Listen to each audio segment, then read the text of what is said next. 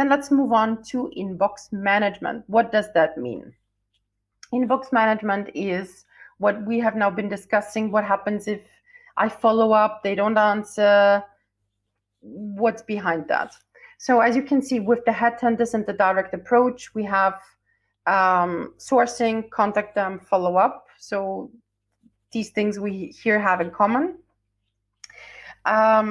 Question to you: if you were to contact 100 potential bosses, how many do you think will respond to your email?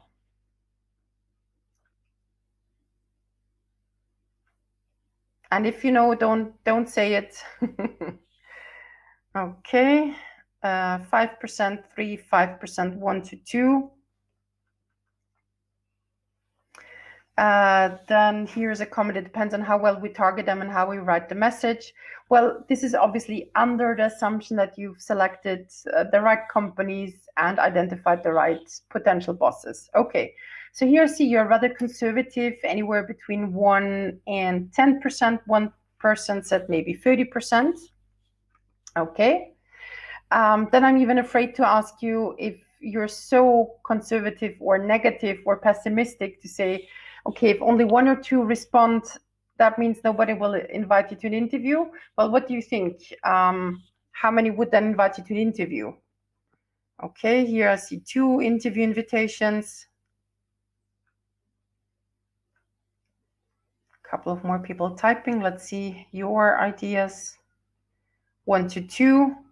So it's almost as many as actually would have responded or reacted to your emails. Okay, so here again, this is something counterintuitive where data wins against our intuition. Now, before I show you the results, I forgot my question about the headhunters.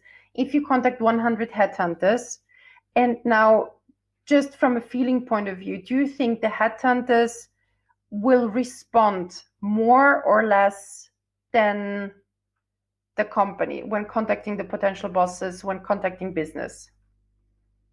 Okay, oh, that's very interesting. Have more, less, more, less, more, less. Okay, so here I can see you disagree to disagree. Fantastic. Okay, so let's see what the numbers say. The numbers say the following, and here I first will define that. Response rate is the reaction of effectively contacted people out of the whole pool.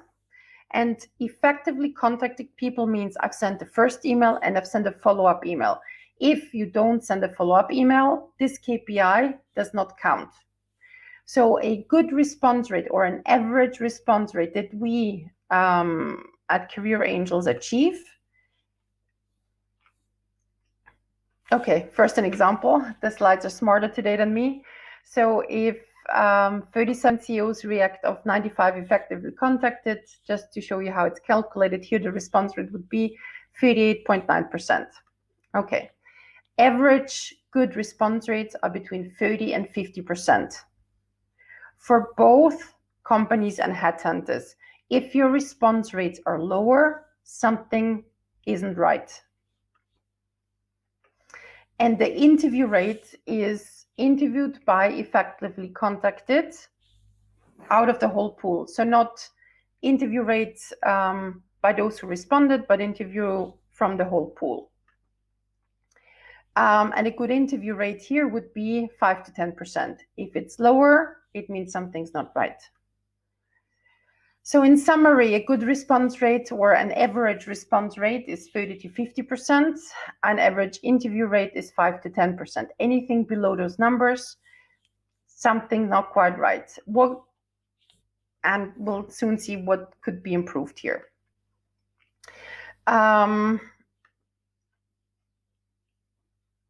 So if it's below, you definitely should review the whole process, meaning, is the goal right? Have you defined your USP? Is the USP visible in your CV? Do you have an ATS CV? Is your LinkedIn profile optimized? Do you have the right subject line? What about the cover email? Are there maybe formatting mistakes in the CV, etc., etc.? So definitely audit the whole process. Now, what happens if you have good but low KPIs? Meaning you got in touch with 100 companies, but not 50 responded, but only 30. Yeah, 50 responded, which means 70 did not respond. Contact an alternative decision maker.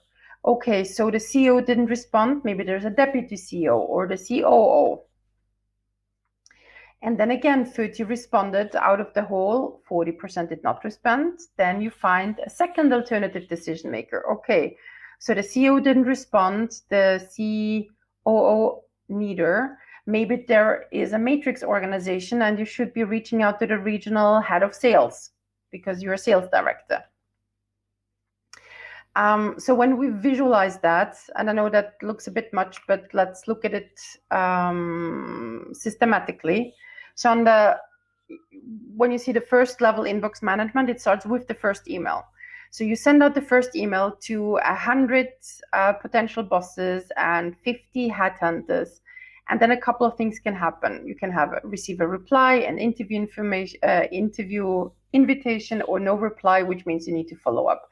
Once you follow up, there's no reply, thank you email, or an interview invitation. And once there is no reply after the follow-up, you send a first email to the alternative decision maker, and you play the whole thing through. So when looking at that, depending on the KPIs, you can run through 2 or 3 levels of that so-called inbox management. So RR is the response rate. It's both reaction, including invitation to an interview, and the interview rate is everybody who invites you to an interview. And here, interview also means the screening call. So even if it had not been properly scheduled, but somebody from HR, a recruiter, a headhunter calls you spontaneously for a 10-minute call, that is also an interview. You might have noticed that it doesn't say contact HR. It does say contact the business side, unless obviously you work in HR and your potential boss is the HR director. But other than that, we do not say contact HR. Why do you think that is? And there's now a question to you. Why do you think do we not recommend to contact HR? Okay, 5 people typing. I'm sure the others also have some ideas, so feel free to type. We have time. I'm rushing through this today. Okay, HR will direct you to the company website or job board. HR will respect what is given by the business leaders. HR are not decision makers. Here is one that says they're already overloaded. They only work in service of the departments that need the position to be filled. They have less feeling about the needed skills within the organization or a department. Because in the screen call and interview, the personal chemistry matters. Okay, so that's why first business, then HR. Okay, all of you are right. All of you are right. And because sometimes there are people who say, nah, I still want to do, I'm a CFO. It doesn't really look good, or I don't feel comfortable with getting in touch with the CEO. I'd contact HR. If you decide to take that shortcut, it will not be a shortcut. It will actually be a detour, because the response rate is then 0 to 5% for all the reasons you have just mentioned.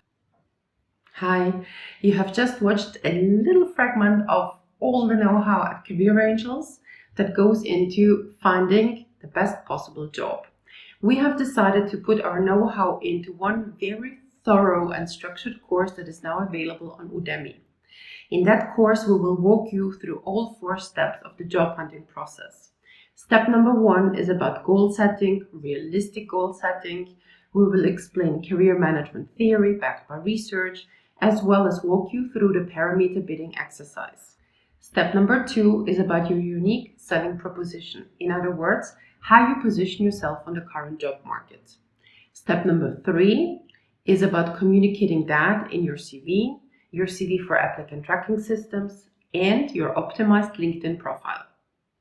Step number 4, the last step, is about managing and navigating the job hunting channels, meaning how to network, how to apply to job ads, how to contact headhunters, and how to contact and reach out to decision makers at the companies you would like to work for. So in summary, the course is very thorough, explains all our methodology, and is now available on Udemy. Summarizing, our course on Udemy walks you through the 4 steps of the job search process. Why did we decide to publish it? We did that so that your own job search becomes less frustrating, faster, and more effective. If you'd like to check it out, find the link down there in the description.